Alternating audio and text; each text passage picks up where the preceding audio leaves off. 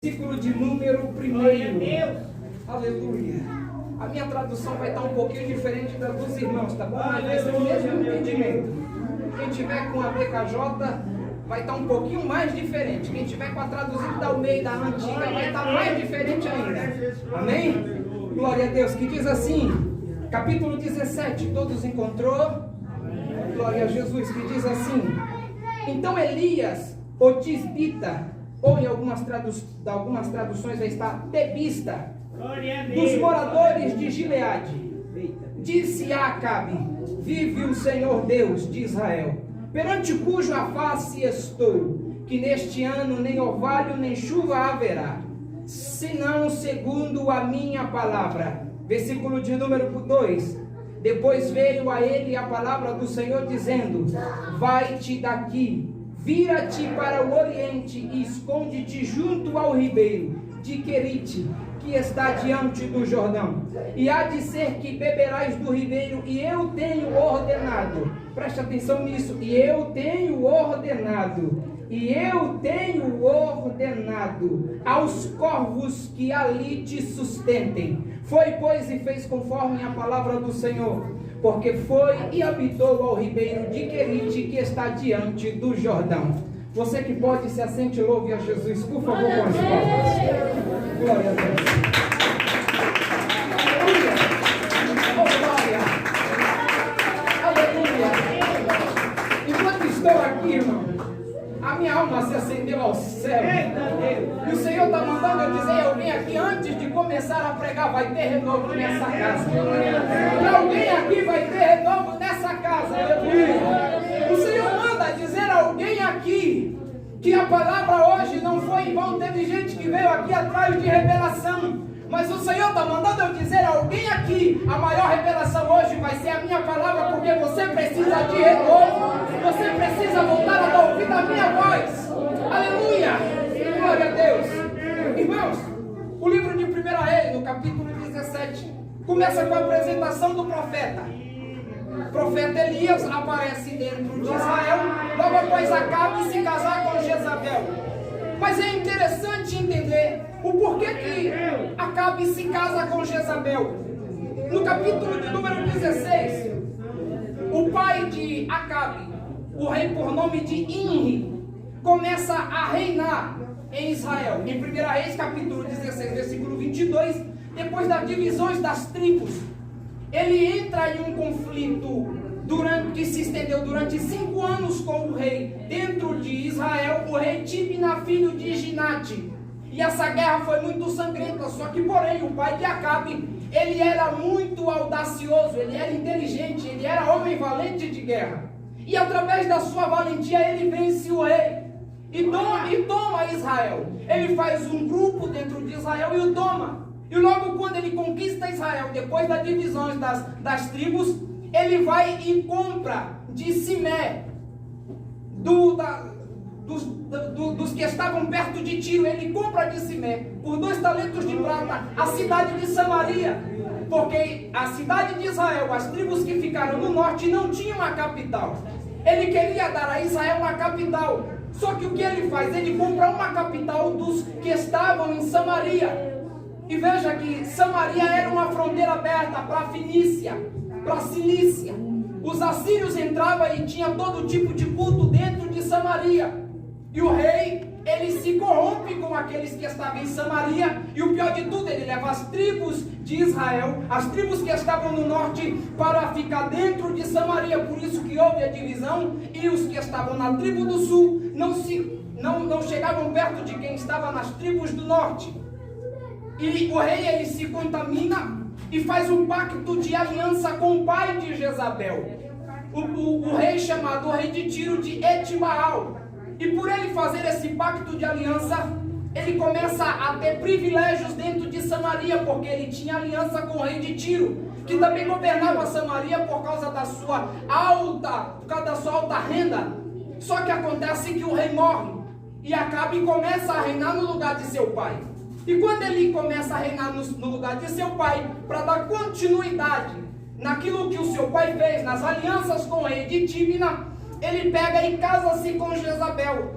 Só que o problema é que Jezabel era devota como se fosse nos dias de hoje, aquelas pessoas que são devotas de verdade, que são roxas, que não abrem mão do seu santo, era um tipo de Jezabel. Jezabel não abria mão de cultuar a seu Deus para cultuar a outro Deus. E Acabe casa-se com Jezabel. Só que Jezabel, ela não adorava qualquer Baal, porque em qualquer lugar se ia, comprava-se uma estátua e dizia: esse será o meu Baal, eu vou adorá-lo. Não. Jezabel, ela adorava um tipo de Baal, por nome de Baal Melcarte, que era um sumo sacerdote do lugar de Tiro, da cidade de Tiro. Ela se prostrava diante desse homem, com uma reverência tão tamanha, que ela trocava qualquer coisa para estar diante desse ídolo. E quando ela casa-se com Acabe, a primeira coisa que ela faz com que Acabe se corrompe. Acabe não levanta altares para agradecer a Deus. Pelo contrário, Acabe destrói. Acabe acaba com todo tipo de adoração que era o culto a Deus que Deus tinha deixado, e levanta altares a Baal por causa de Jezabel. Só que Acabe fazendo tudo isso, ele desperta a ira no coração de Deus. No versículo de número 31 do capítulo 16 diz: e sucedeu que, como se fora coisa andar leves nos pecados de Jeroboão, ou seja, o escritor está dizendo que os pecados que o avô de Acabe, Jeroboão, tinha cometidos não foi nada perto do que Acabe estava fazendo dentro de Israel. Ele estava fazendo coisas além, porque o escritor diz que ele tomou por mulher Jezabel, filha de Etibaal, rei dos Sidônios, e foi e serviu a Baal. E como se não bastasse só o servi-lo, ele se encurvou diante dele e levantou um altar a Baal na casa de Baal, que edificaram dentro de Samaria, ou seja, aonde era para Deus ser cultuado, aonde era para Deus ser adorado. Acabe destrói tudo que tinha reverência a Deus e coloca os postídolos da sua esposa para ser adorado. E como se não bastasse, ele ainda levanta um bosque. Por que bosque? Porque os adoradores de Baal levantavam bosques para poder entregar oferenda no meio de mata aos deuses pagãos. Acabe corrompeu de uma tal maneira que a história vai dizer que ele foi um dos piores reis da história, sendo pior do que seu avô. E como se não bastasse, aqueles que o acompanhavam, os filhos de Riel, o Tebista, começaram a querer edificar as muralhas de Jericó.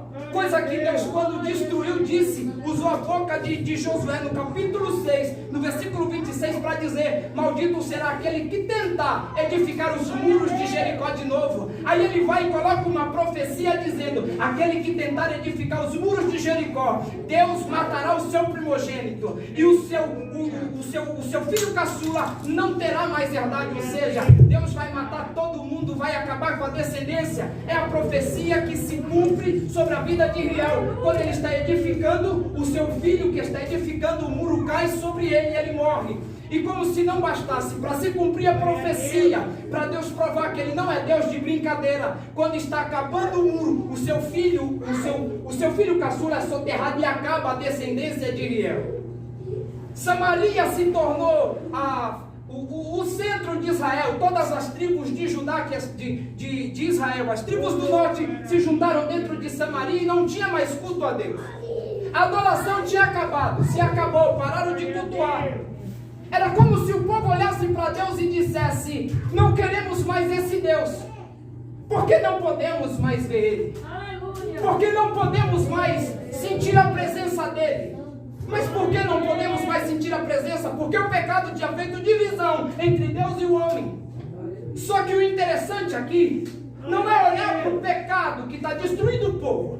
O interessante aqui é que no capítulo 17 Deus traz uma providência de longe. Deus está mandando eu dizer para alguém aqui: tem providência vindo de longe. Aleluia! Glória a Deus! Deus não está olhando para o pecado do povo, pastor, e o condenando. Deus está olhando para o povo, vendo o pecado e dizendo: eu preciso fazer algo para que o povo volte a olhar para mim e adorar a mim como seu único Deus. Aleluia! Deus está dizendo a alguém aqui: eu não te trouxe aqui para apontar o teu pecado, muito menos o teu erro, não. Eu te trouxe aqui para dizer que está na hora de voltar a adorar a mim como seu único Deus. Está na hora de voltar a agradecer a mim como teu único Deus. Aí Deus, ele tem uma providência divina. Glória a Deus. Como dentro de Israel, Das tribos do norte, ninguém queria adorar. Deus vem na contramão do mundo. Deus vem na contramão. Quando a gente pensa que aquele crente parou, que aquele crente desistiu, que aquele crente está desviado porque não aparece mais na igreja, Deus vem na contramão e traz ele de volta, aleluia. Deus vem na contramão e diz a ele: eu ainda estou contigo, eu te sustento, eu te seguro. Permanece na minha permanece na minha presença, permanece e não saia, aleluia. Aí no capítulo de número 17 vem a providência. Olha que interessante. Então Elias, o tisbista, ou tebista em algumas traduções, nos moradores de Gileade. Mas espera aí, Gileade não está nas tribos de Israel. Gileade, alguém, Elias, um homem que era de Tisbe, ele não foi chamado dentro das tribos. O interessante, e eu me perguntei isso aqui a madrugada inteira: Senhor, eu vou pregar isso amanhã, mas por que o Senhor tirou um homem que não era das tribos e levou até aonde o Senhor tinha que ser adorado, aonde todos tinham que te adorar, aonde o povo viu milagre, aonde o povo viu maná descer, aonde o povo viu rocha da água, aonde o povo caminhou no deserto, o sapato não acabava, aonde o povo caminhou contigo no deserto, tinha coluna de fogo, tinha nuvem de dia, coluna de fogo à noite, ninguém morria, sapato não envelhecia, roupa não rasgava. Então por que o Senhor, Pai, não pegou alguém de dentro? O Espírito Santo é lindo, irmão. Ele disse a mim, porque dentro de Israel estava tudo corrompido. Quem estava no poder achava que podia mais do que eu. Então eu precisei, do lado de fora, pegar alguém que é pequeno e trazer para dentro, para mostrar para o grande que eu sou e eu faço como eu quero.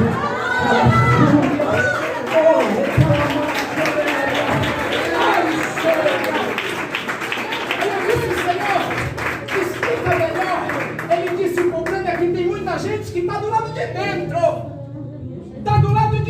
está na benção e não sabe me agradecer. Eu vou começar a levantar quem está de fora para trazer para dentro, para mostrar que eu sou, eu faço como eu quero. Eu levanto o pequeno para afrontar o grande, eu levanto o pequeno para mostrar para o grande que ele está errado. Eu ainda faço como eu quero, meu servo. Aleluia, aleluia. Deus vai em Tisbe, em Gileade, longe de Samaria, em Tiro, buscar alguém, um homem que estava no anonimato, ninguém o conhecia, ninguém nem sabia quem ele era. Mas quando Deus dá a ele uma ordem, ele vai e se apresenta diante do rei. E o interessante é a coragem desse homem, porque quando Deus está no controle de tudo, não temos medo de falar o que ele manda. Só temos que ter cuidado com o que vamos falar, porque toda profecia, segundo a Bíblia, ela deve ser julgada. Repete comigo: julgada. Julgada. Quem anda comigo, quem ora comigo, quem sobe para monte comigo sabe, irmão Paulo sabe do que vou falar. Quando alguém vem pulando, rodando, sapateando e chega, irmão, Deus mandou, amém. Só que antes de dizer amém, eu digo: Deus abençoe, eu vou para casa. E eu disse a ele: irmão, antes de dizer amém a qualquer profecia, examine-a primeiro. Ele disse: está certo, irmão. Você vai para casa e examina. Se tiver de acordo com as escrituras, você aceite e diz o amém, porque está nos parâmetros da palavra. Julgai as profecias, não é para desprezá-las, não é para desprezar quem a entrega, mas é para você julgar. Porque quando alguém vai profetizar dizendo assim diz o Senhor, ele está dizendo: não julgue a profecia, porque é Deus quem está falando. Mas Paulo ensina aos Coríntios, ele diz: julgai todas as profecias, fazer discernimento dos espíritos. E eu achei interessante que um dia desses, não fugindo da mensagem, alguém chegou pulando, rodando, sapateando e disse: o Senhor manda dizer que a sua bênção vai vir sacudida, recalcada e transbordante. Eu disse: Deus abençoe. Fui para casa e comecei no caminho a me perguntar: Senhor, só se sacode o que está parado. E quando Deus envia uma bênção, Deus não envia a bênção porque está parada, não. Deus já preparou tudo desde antes da fundação do mundo. Não tem esse negócio de Deus estar preparando, não. Quando Deus quer entregar é porque já está preparado. E te provo na Bíblia, espera um pouco. Aí eu fui para a segunda tese, Que negócio é esse de recalcado? Recalcado é quem está com inveja. Deus não tem inveja de ninguém, irmão. Que negócio é esse? Que profetaiada é essa que estão dando por aí? E a gente é obrigado a receber? Segue-se pela palavra, julgai todas as profecias. Depois fazer discernimento dos espíritos. Elias sabia o que estava falando porque Deus o mandou. Ele chega na frente de Acabe e diz: assim vive o Senhor Deus de Israel, que perante estou na sua face, que neste ano nem orvalho e nem chuva haverá, senão segundo a minha palavra. Peraí, por que segundo a minha? Porque o profeta era o homem cujo Deus falava na terra através de uma pessoa. Era Deus levantando um profeta para dizer: já que o povo quer adorar a imagem, então eu vou mandar um homem que fale em meu nome, e todas as coisas acontecerão. Ele profetiza. E o interessante é que no versículo 2, após ele profetizar, ele se retira da face de Acabe. Só que ele não foge, porque não tem esse negócio de eu profetizar e eu querer fugir. Não tem esse negócio de eu entregar uma revelação e não se cumprir. Se não se cumprir é porque não foi Deus. Se não se cumprir, não foi Deus quem falou. E tem muita gente dentro da igreja usando o nome de Deus para se beneficiar, usando o nome de Deus para falar o que Deus não está falando. E Deus está dizendo nessa casa: fazei discernimentos dos espíritos, provai todas as profecias. Aleluia! Talvez você esteja aqui e recebeu uma profecia que machucou teu coração. Você estava naquela comunhão, naquela graça. Aí vem um enviado, não sei da onde, mas do céu não é. Aponta o dedo na tua cara, sem medo, na frente dos outros e te escandaliza. Aí você fica se perguntando: Senhor, será que foi o Senhor mesmo? Porque eu estou na tua presença, eu oro, eu jejuo, eu busco. Quanto mais eu busco, é isso que vem. É desse jeito que o Senhor fala comigo, dá até vontade de desistir, é ou não é? Quantas vezes estamos na igreja triste, abatido, amuado, precisando de um abraço. Aí vem um dizendo que é profeta de Deus, que pula, que roda, que sapateia, que isso e aquilo outro, e te dá uma facada, irmão. Te dá uma palavra que é pior do que uma facada. Ainda para se beneficiar, fala que é Deus. Recebe, irmão, porque é de Deus. Recebe não, faça o que Deus está mandando. Julgai todas as profecias. Julga ela primeiro. Não a despreze, mas julgue, porque você está dentro da Bíblia. Isso é uma doutrina, um ensinamento. Ele profetiza e sai da frente de Acabe. Só que o interessante é o que Deus fala com ele no versículo de número 2. E depois veio a ele a palavra do Senhor dizendo, ou seja, Deus desce através da palavra e fala com ele: vai-te daqui e vira-te para o oriente e esconde-te junto ao ribeiro de Querite, que está diante do Jordão. Eu disse: Senhor, se era o Senhor quem falava com Elias, por que é que o Senhor mandou ele sair? Por que é que o Senhor mandou ele fugir? Deus disse para mim: faz o seguinte, abre a sua Bíblia no livro de Gênesis, no capítulo de número 9. Aí eu abri e vi Deus falando para Ló: vai-te, escapa-te pela tua vida. Aí eu entendi que Deus quis dizer, era Deus dizendo: eu queria derramar, eu queria fazer o que o profeta disse, porque segundo a palavra dele, ou seja, segundo a dele, é porque a minha foi primeiro, é porque eu falei na boca dele, é porque eu usei ele, eu precisava cumprir o que eu usei o profeta para falar. Se Deus usou o profeta para falar, para profetizar sobre a tua vida, fique em paz, que pode passar o tempo que for, mas você não morre sem antes ver a promessa se cumprir. A promessa se cumprir. Aleluia. Glória a Deus. Aleluia. Ele disse: eu precisei tirar Elias, porque eu precisava fazer o que ele tinha profetizado. E qual que era a profecia? Durante 3 anos não vai chover, não vai ter orvalho.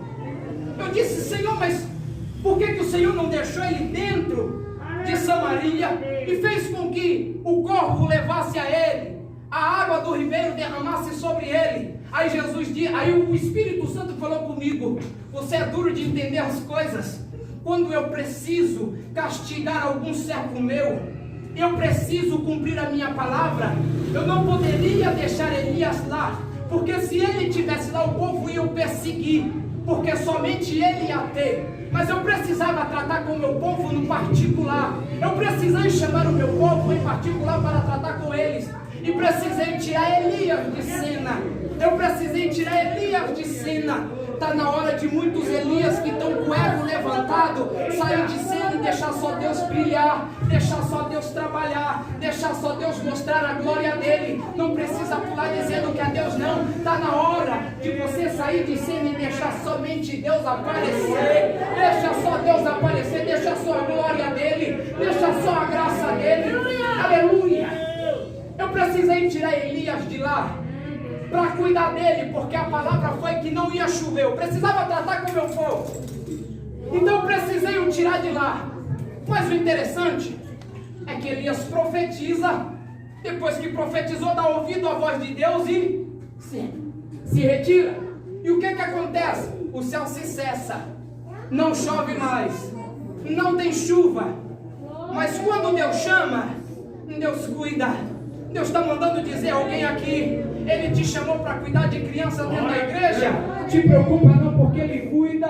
Deus te chamou para pastorear dentro da igreja. Não precisa ficar com medo de querer entregar o cargo porque está se achando só. Porque quando eu chamei, eu estou cuidando, eu estou cuidando. Não precisa ter medo de querer reger grupo, porque se eu chamei, eu estou cuidando e estou contigo até o final. Enquanto eu não ordenar saia, não saia, fica na onde eu te mandei.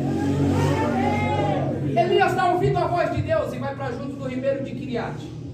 Quando ele chega no ribeiro, o Senhor vai falar com ele: Elias, vai para o ribeiro, porque aqui vai ter seca, aqui não vai ter comida, aqui não vai ter água. Então vai para junto do ribeiro, porque lá eu já tenho preparado. Isso me chamou a atenção, porque Deus diz a ele: eu tenho ordenado. Deus não disse a Elias: vai, porque eu estou preparando. Irmão, pelo amor de Deus, não cai nesse negócio. Deus está preparando, para com isso. Que Deus é esse que está preparando? Irmão, quando eu digo que Deus está preparando, é a mesma coisa de eu dizer: Deus ainda não preparou, Ele está tentando dar um jeito. Só que o Deus que você e eu veio adorar aqui, Ele não precisa dar jeito para nada. Ele já preparou tudo, já está tudo preparado. Diante dele todas as coisas já estão preparadas, desde a fundação do mundo. Tudo já está preparado. Ele diz: vai, porque eu já tenho. Ele não disse: vai, porque eu estou preparando. Se ele dissesse: vai, Elias, porque eu estou preparando, era ele dizendo: vai, que eu vou dar um jeito. Deus não é Deus de gambiarra. Deus não é Deus de esquema. O Deus que você veio adorar aqui, Ele é todo poderoso. Ele faz na hora que Ele quer, do jeito que Ele quer. Ele não precisa pedir permissão a ninguém. Ele faz do jeito dele, da maneira dele, do jeito que Ele quer, Ele faz. Aí Ele vai e diz: vai, porque eu tenho. Peraí, eu tenho. A conjugação do verbo está no pretérito do passado perfeito. Eu tenho. Pretérito do passado perfeito. Era Deus dizendo a Elias: Elias, vai, porque antes de estar aqui falando com você, eu já dei ordem para corvo, eu já dei ordem para ribeiro. Pode ir sem medo, porque antes de falar contigo, eu já dei ordem para corvo. Corvo já sabe que é para te alimentar, ribeiro já sabe que é para te dar água. Então não tenha medo, vai, siga na tua caminhada, não olha para trás, continua, Elias, continua. Aleluia, glória a Deus. O interessante é dar ouvido à voz de Deus. Abraão dá ouvido à voz de Deus no Gênesis capítulo 12. Deus chega para Abraão e diz: sai da tua tenda, do meio da tua parentela, e vai para a terra que eu te mostrarei, e de ti farei uma grande nação. Davi era valente de guerra, sim ou não? Era valente de guerra, sim ou não? Só que no livro de 1 Crônicas, no capítulo 14, versículo 15, ele está subindo para destruir Filisteu. O homem que matou um monte de gente, o homem que matou até o próprio, o homem do seu exército, Urias, para tomar sua esposa, ele entende que tem alguém maior do que ele tem que prestar conta. Então o que é que ele faz? Eu vou me prostrar diante de Deus e vou perguntar a Ele se eu posso ir, para não chegar lá e quebrar a cara. Eu vou perguntar a Deus primeiro, eu vou apresentar minhas vontades a Deus primeiro. É Deus dizendo a alguém aqui: antes de querer fazer, peça permissão a mim primeiro. Deixa eu falar com você primeiro. Dá ouvido a minha voz primeiro, depois você vai. Davi vai orar, e quando ele ora, ele diz: Senhor, eu posso subir diante dos filisteus porque o Senhor já os entregou em minhas mãos? Deus olha para Davi em oração e diz: não, não vai. E o que eu faço? Fica de junto das amoreiras. Mas quando você, Davi, ouvir o barulho de um tum, de uma marcha, aí você sai por cima das amoreiras, porque enquanto você estiver indo, eu já fui na tua frente e dei vitória. É Deus dizendo: alguém aqui, não faça o que Deus não mandou. Mas quando Deus disser: vai que eu sou contigo, é Ele dizendo: pode vir atrás, porque eu estou na frente, eu estou abrindo o caminho, eu abro o mar vermelho, eu faço o milagre acontecer, eu faço, só me segue. O interessante é dar ouvido à voz de Deus. Aleluia! E tem gente aqui que há muito tempo não ouve a voz de Deus. Tem gente aqui que chegou aqui hoje morrendo de vergonha, dizendo: eu vou lá, vão olhar para mim de cara torta porque eu não estou aparecendo no culto. Deus manda te dizer: eu não estou perguntando se faz tempo que você não aparece no culto. O importante é que hoje você está aqui para ouvir a minha voz dizendo: dai ouvido às minhas palavras, dai ouvido às minhas palavras, dai ouvido, ne comandereciosia, dai ouvido às minhas palavras. Já tem gente chorando aí, oh glória, dai ouvido às minhas palavras, oh glória, oh aleluia. Elias não questiona Deus: Senhor, o que eu vou fazer? Ele somente dá ouvido e vai, ele somente dá ouvido e vai. Jesus, em Filipenses capítulo 2, versículo de número 5, Paulo escreve dizendo que ele mesmo sendo Deus, não teve por usurpação ser igual a Deus, ou seja, ele não temeu, ele ouviu o pai dizendo: filho, eu preciso que alguém desça. Aí ele disse: pode deixar, pai, que eu vou. E qual foi a recompensa de Cristo? Esse é meu nome que está acima de todo nome, e que todos os joelhos se dobrará diante dele, todo o joelho vai se dobrar diante dele, toda a vida vai confessar que ele é Deus, que ele é Jesus. Aleluia. Vamos finalizar. João preso na ilha de Patmos, ainda no contexto de dar ouvido à voz de Deus. No capítulo 1, versículo de número 9, João entra dizendo: irmãos, sou eu. Quem? João. Aí ele começa dizendo, e aquilo ali eu acho lindo: estava eu, João, preso na ilha de Patmos por causa do testemunho e da palavra, por causa do testemunho e da palavra. Era João dizendo: vocês podem me prender, mas eu não me aparto da palavra. Vocês podem me aprisionar, mas a palavra está dentro de mim. Vocês podem aprisionar minha boca, mas a minha mão ainda escreve. Aí Deus olha para João e diz: João, escreve o que eu vou te dizer. Você pode estar aprisionado pelo mundo, mas a palavra está aqui hoje para te libertar, para te dar vida, para te trazer esperança de novo. Faça como Elias, só vai ouvindo a voz de Deus. Não deixe essa palavra passar despercebida no teu coração, não. Volte a dar ouvido à voz de Deus. Volte a dar ouvido à intimidade, à voz de Deus. Tem gente aqui que há muito tempo não ouve mais Deus falando com ele no coração. E Deus está dizendo: eu estou aqui hoje na casa só para te ouvir dizer: Senhor, eu estou aqui, me usa de novo. Senhor, fala comigo de novo. O Senhor está aqui para te dizer: peça perdão aos teus pecados, se rende aos meus pés de novo, vem falar comigo de novo, vem falar comigo. Eu estou aqui para te abraçar, para te dar vitória, para fazer tudo novo, para escrever uma nova história. Oh, aleluia. Você coloca de pé, por favor. Aleluia. Oh, glória. Oh, aleluia. Ai, eu sinto a presença de Deus aqui. Eu sinto a presença do meu amado aqui.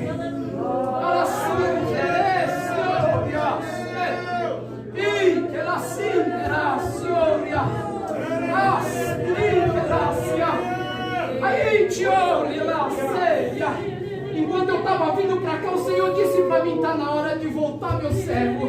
Está na hora de voltar ao primeiro amor, aonde tudo era lágrimas, aonde tinha mais amor, tinha mais união, aonde ninguém olhava um para o outro de cara feia, de cara virada porque parou de ir para o culto, aonde a preocupação era mútua. Se fulano não foi, vamos até a casa dele. Aonde tinha-se preocupação pela vida do pastor da igreja, aonde se tinha comunhão. Se o irmão tem para comer, vamos dividir com ele. O Senhor disse a mim: está na hora de voltar ao primeiro amor.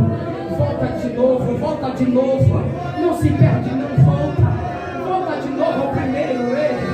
Alamando, aí te mandou carado a súria. O Senhor manda dizer a esta casa: eu estou renovando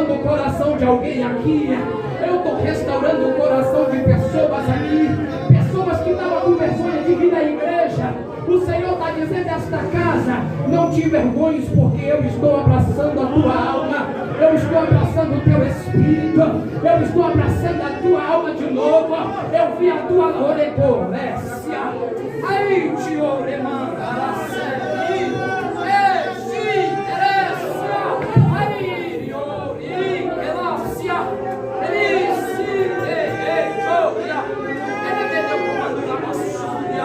Pega dessa graça, irmão, pega dessa graça aí. Recebe dessa presença, oh glória. Pelo poder da palavra, recebe renovo. Recebe renovo do céu, recebe renovo, recebe renovo. Oh glória. Você veio aqui para agradecer, para adorá-lo. Não desiste não, dai ouvido à voz de Deus. Alamando que mandará. Ele me propôs, mandou levar. Pai, em nome de Jesus, começa a renovar esta casa. Começa a restaurar o teu povo. O Senhor manda dizer, o Senhor me faz saber a esta casa, Ele vai levantar profeta aqui, Ele vai levantar profeta aqui, vai levantar pessoas aqui que achou que estava caído, parado. O Senhor está te levantando nessa noite. O Senhor está te levantando nessa noite. Recebe o abraço do Espírito Santo. Recebe o abraço do Espírito Santo. Recebe o abraço.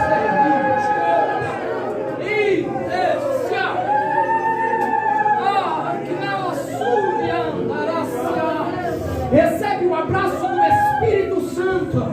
Teve gente que deixou a família em casa e chegou aqui preocupada. Mas Jesus está dizendo, eu estou cuidando, eu estou cuidando. Enquanto você me adora aqui, eu cuido da tua casa, eu cuido da tua família. Eu cuido da tua casa, eu cuido da tua família. Aleluia, aleluia, aleluia. Dá um brado de aleluia para quem é digno. Dá um brado de glória para quem é digno. Exalta o nome de Jesus. Glorifica Ele. Exalta Ele pela palavra. Aleluia. Aleluia. Glória a Deus. Aleluia. Eu sinto a presença do Senhor aqui. Eu vou fazer o que Deus está mandando aqui. Ai, tem alguém aqui que Deus quer usar de uma maneira extraordinária. Minissória. Vai lá e abraça a Jéssica. Vai lá e abraça a Jéssica.